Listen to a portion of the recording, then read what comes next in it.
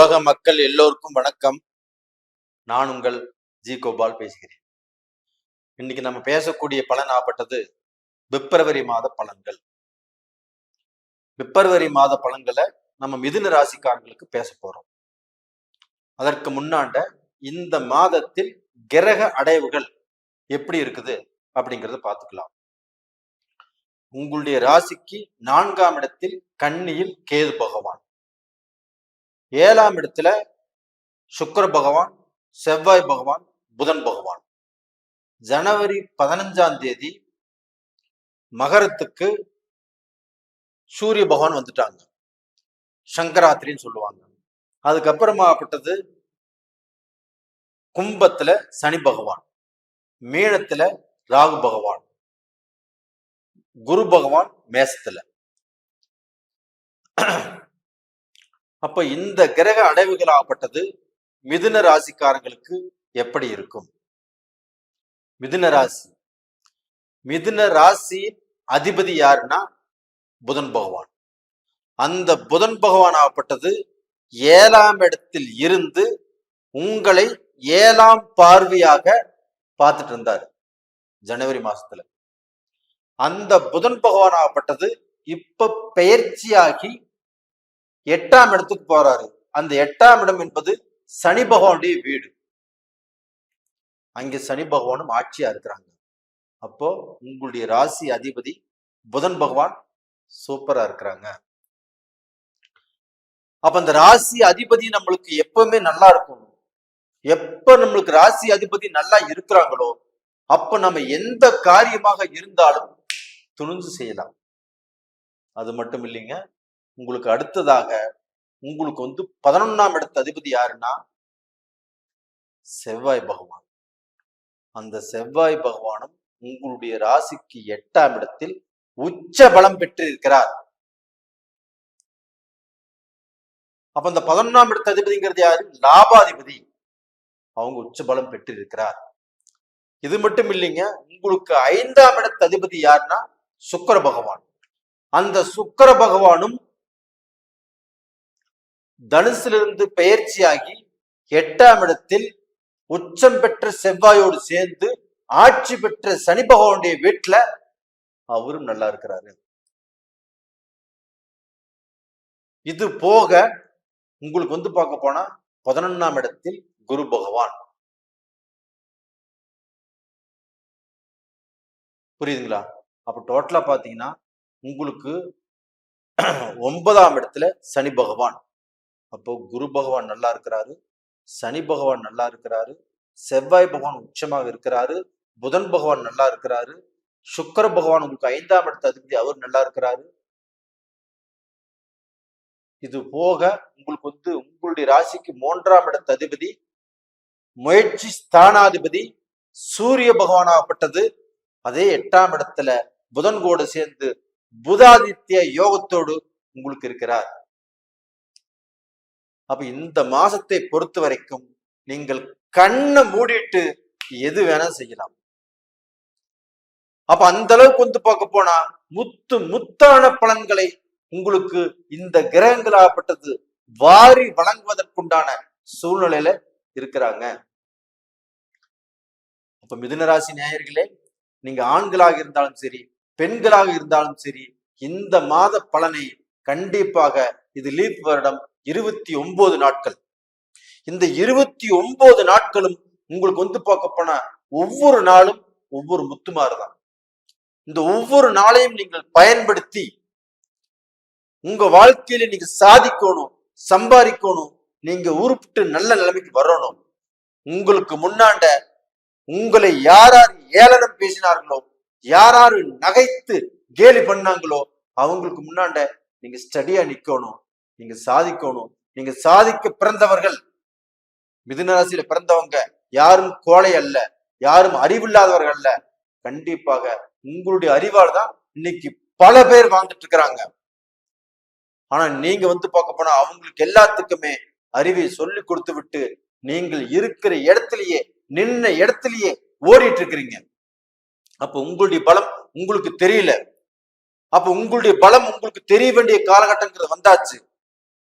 அப்ப டோட்டலா இத்தனை நாள் எல்லாத்தையும் வாழ வச்சது போதும், நீங்கள் வாழணும், நீங்கள் இருக்கிற இடத்தை விட்டு நகர்ந்து நீங்கள் ஒரு செல்வந்தரா வரணும், ஒரு செல்வாக்கா வரணும். உங்களை பார்க்க போனா எந்த ரூபத்திலையும் நீங்க இப்ப கீழே விழுவதற்கு சான்ஸே இல்லை. ஏன் காரணம்னா உங்களுக்கு செவ்வாய் பகவான் உச்சமாக இருக்கிறாங்க. அந்த செவ்வாய் பகவானுங்கிறது யாருங்க? அதாவது பார்க்க போனா ஒரு ஒரு வீரமான கிரகம், ஒரு வேகமான கிரகம். அப்ப அந்த செவ்வாய் பகவான் ஆகப்பட்டது எந்த காரியத்தை எடுத்தாலும் நீங்கள் துணிஞ்சு செய்யலாம், வெற்றி உங்களுக்கு தான். அப்ப அந்த செவ்வாய் பகவானால கண்டிப்பாக உங்களுடைய உழைப்புல நீங்க வீரத்தை காட்டுங்க, உங்களுடைய அறிவை பார்க்க போனா ஷார்ப் பண்ணுங்க. இதனோடு 5ஆம் இடத்து அதிபதி சுக்கிர பகவானும் அந்த செவ்வாயோடு இணைந்திருக்கிறதுனால கண்டிப்பாக 5ஆம் இடம் என்பது என்னன்னா உங்களுடைய பேர், உங்களுடைய புகழ், உங்களுடைய கீர்த்தி, உங்களுடைய வளர்ச்சி, இது எல்லாமே கண்டிப்பாக பல மடங்கு பெருகும்.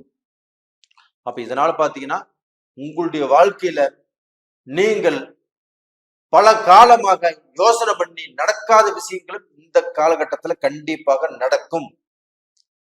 உங்களுடைய பொருளாதார பிரச்சனைகள் கண்டிப்பாக தீரும். உங்களுக்கு 5ஆம் இடத்து அதிபதி ஸ்ட்ராங்கா இருக்கிறதுனால பொருளாதாரம் உங்களுக்கு பார்க்க போனா ரொம்ப நல்லா இருக்கும். பொருளாதாரத்துல ரொம்ப நல்ல வளர்ச்சி அடைவீங்க. அது போக பார்க்க போனா கவர்மெண்ட் தொழில கண்டிப்பாக உங்களுக்கு ப்ரமோஷன் கிடைக்கும். அப்ப கவர்மெண்ட்ல ஒரு நல்ல பதவி வேணும்னு ஆசைப்படுவீங்க, அதுவும் உண்டாகும். அரசியல்ல நீங்க ஒரு செல்வந்தரா வரணும், அரசியல்ல பார்க்க போனா நீங்க எதிர்பார்த்த இடத்துக்கு நீங்க போகணும், அரசியல்ல உங்களோட மேல உள்ள உங்களுடைய பாராட்டுகள் உங்களுக்கு கிடைக்கும்னா கண்டிப்பாக இந்த டயத்துல கிடைக்கும். செவ்வாய் பகவான் உச்சம் அடைஞ்சிருக்கிறாருங்க. உங்களுக்கு 11ஆம் இடத்து அதிபதி. அப்ப எந்த காலகட்டத்திலையும் நீங்கள் பயந்துக்க வேண்டிய அவசியமே இல்லை. இந்த மாசத்துல இந்த 29 நாட்கள்ல கண்டிப்பாக ஒவ்வொரு நாளும் உங்களுக்கு பார்க்க போனா முத்தான பலன்கள் கொடுக்கும். இந்த ஒரு நாள் உங்களுக்கு பார்க்க போனா உங்களுடைய வாழ்க்கையில சரியான டர்ன் ஓவர். அப்ப இந்த 29 நாள்ல நமக்கு ஏதாவது ஒரு நாள் ஆப்பட்டது நம்மளுடைய வாழ்க்கையில நீங்க எடுத்த முயற்சிகளுக்கு பலன் கொடுக்காதா அப்படின்னு கேள்வி கேட்டீங்கன்னா கண்டிப்பாக பலன் கொடுத்தே தீரும். உங்களுக்கு 4ஆம் இடத்து அதிபதி புதன் பகவான் அவங்களும் நல்லா இருக்கிறாங்க. அப்ப டோட்டலா பாத்தீங்கன்னா சனி பகவானும் நல்லா இருக்கிறாங்க. அப்ப இத்தனை கிரகங்கள் நல்லா இருந்தும் இந்த பீரியட்ல நீங்க வளர்ச்சி அடையாம எந்த பீரியட்ல வளர்ச்சி அடைய போறீங்க? இந்த பீரியட்ல கண்டிப்பாக நீங்க வளர்ச்சி அடைவீங்க. அது மட்டும் இல்ல, மிருகசீரிஷம் 3-4 பாதங்கள், திருவாதிரை 4 பாதங்கள், அது போக புனர்பூஷம் 3 பாதங்கள், இந்த நட்சத்திரத்துல நீங்க பிறந்திருப்பீங்க. மிருகசீரிஷம் செவ்வாயுடைய நட்சத்திரம். செவ்வாய்ங்கிறது யாரு? உங்களுக்கு பார்க்க போன 11ஆம் இடத்து அதிபதி. அவர் உச்ச பலம் வாங்கி இருக்கிறார். மிருகசீரிஷ நட்சத்திரத்துல பிறந்தவங்க யாராக இருந்தாலும் இதற்கு முன்னாண்ட உங்களுடைய வாழ்க்கையில நீங்க தோத்து போயிருந்தாலும், நீங்க எடுத்த காரியங்கள் ஜெயம் ஆகாம போயிருந்தாலும் இந்த பீரியட்ல கண்டிப்பாக ஜெயமாகும். துணிஞ்சு பாடுபடுங்க, ஜெயிப்பது உறுதி. அதுக்கு அடுத்தது பாத்தீங்கன்னா திருவாதிரை நட்சத்திரம், ராகு பகவானுடைய நட்சத்திரம். அந்த ராகு பகவான் உங்களுடைய ராசிக்கு 10ஆம் இடத்துல இருக்கிறாங்க. 10ஆம் இடத்துல ஒரு பாவியாவது இருக்கும்னு சொல்லுவாங்க. அந்த ராகு பகவான் 10ஆம் இடத்துல இருந்து கண்டிப்பாக உங்களுக்கு பதவி, உங்களுக்கு வெற்றி மேல் வெற்றியை கொடுக்கறதுக்கு காத்துட்டு இருக்கிறாங்க. புனர்பூச நட்சத்திரம் குரு பகவானுடைய நட்சத்திரம். அந்த குரு பகவான் உங்களுக்கு 11ஆம் இடத்துல இருக்கிறாங்க. அப்ப அந்த குரு பகவான் பார்க்கக்கூடிய இடங்களும் ரொம்ப சிறப்பா இருக்குது. அப்ப அந்த குரு பகவானுடைய அனுகிரகத்தினால மேலும் மேலும் மேலும் உங்களுக்கு பணம், வசதிகள், வாய்ப்புகள் எல்லாமே சேரும். இதற்கு முன்னாடி கடன் பெற்றிருந்தாலும் கடன் எல்லாமே தீரும். கடனை அடைப்பதற்கு வழி பிறக்கும். அப்ப உங்க வாழ்க்கையில இருக்கக்கூடிய சோதனைகள் எல்லாமே தீர்ந்து நீங்க பார்க்க போன நல்ல இடத்துக்கு வர போறீங்க, நல்ல விஷயங்களை செய்ய போறீங்க. நீங்க பார்க்க போனா உங்க வாழ்க்கையில நல்லது நடந்துருச்சு அப்படின்னு சந்தோஷப்படக்கூடிய டைம் வந்தாச்சு. இது தெரியாமல் உங்களுடைய ஜாதகத்துல இருக்கக்கூடிய கிரகங்கள் எப்படி இருக்குன்னு நீங்க பாத்துக்கோங்க.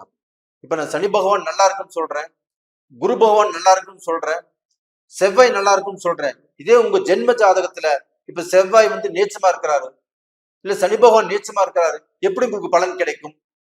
அதனால உங்க ஜென்ம ஜாதகத்தையும் கண்டிப்பாக பார்த்துக்கோங்க. ஜென்ம ஜாதகம் தான் ஒரு மனிதனுக்கு வளர்ச்சியை கண்டிப்பாக கொடுக்கும். அந்த ஜென்ம ஜாதகத்தை பார்க்கணும்னா கீழே 2 நம்பர் கொடுத்துருக்குறோம். கான்டாக்ட் பண்ணுங்க, வாட்ஸ்அப் பண்ணுங்க. சப்ஸ்கிரைப் பண்ணாதவங்க சப்ஸ்கிரைப் பண்ணிக்கோங்க. நேயர்களே, மிதுன ராசியில பிறந்தவங்களே, ஆண்களே, பெண்களே, எல்லாரும் வந்து பார்க்க போனா என்னை ரொம்ப ஊக்குவிச்சுட்டு இருக்கிறீங்க. எனக்கு நிறைய சப்ஸ்கிரைப் பண்ணியிருக்கிறீங்க. உங்களுடைய ஜாதகங்களை அனுப்பிச்சு எனக்கு பார்க்க சொல்றீங்க. உங்க எல்லாத்துக்குமே என்னுடைய மனமார்ந்த நன்றிகள். இந்த பதிவு பாருங்க, கண்டிப்பாக உங்களுக்கு பிடிச்சிருக்கும், நல்லது நடக்கும். உங்களிடமிருந்து விடைபெறுவது உங்களின் ஜி கோபால். நன்றி, வணக்கம்.